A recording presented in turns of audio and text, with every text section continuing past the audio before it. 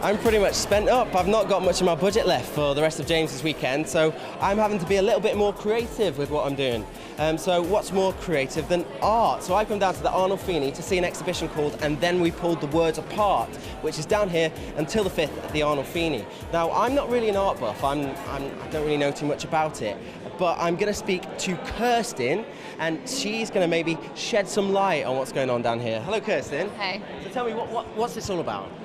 So we've got 3 groups of young artists who work collectively with the support from 3 different galleries. One is Glen Vivian, which is in Wales. We've got one group coming from Icon in Birmingham, and we've got one here at Arnolfini in Bristol. So a lot of artists coming from all over the world to create something great. Hopefully, yes. So why don't you tell me about some of, is this an installation here? Is this a piece of art? Yeah, so this is one of the installations which kind of originated from looking at the gallery we've got, the group we're working with in Wales, and bringing a Welsh folk story over to Bristol, translating that, playing around with the words, and then in order to create our own version of the story.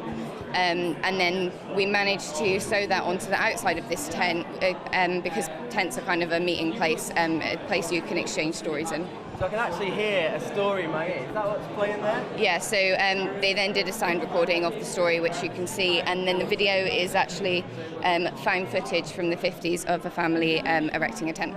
You seem to know what you're talking about, so I'm going to keep you with me. So when people come down here, you're going to be able to explain to them what it's all about, are you? Yeah. So maybe if art isn't your thing, you're still going to get quite a bit from coming down here. Yeah, I mean, it's super accessible because the groups that we're working with in particular are all about trying to make art accessible for young people. So we've actually got workshops which are running all Saturday afternoon. And these are down here, these are all the workshops, are they? Yeah.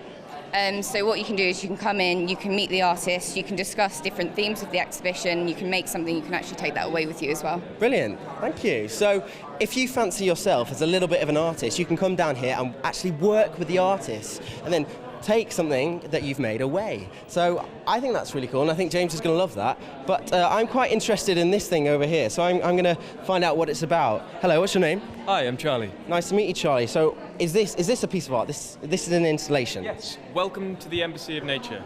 Embassy of Nature, that sounds quite official. What does the Embassy of Nature do? So what we're doing is we're passing out seeds and stories together in these little packets for people to come in and get. And what we're asking them to do is take these seeds and stories and pass them on to friends or spaces or people that they don't even know. Just create a history for our exhibition through planting the seeds and sharing the stories. So can I take that away?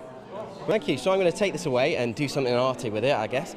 So it's actually a free event, but they do accept any donations that you can give. They will be grateful of those. But right now, I think I'm just going to take in some of this art and see if it grows me culturally.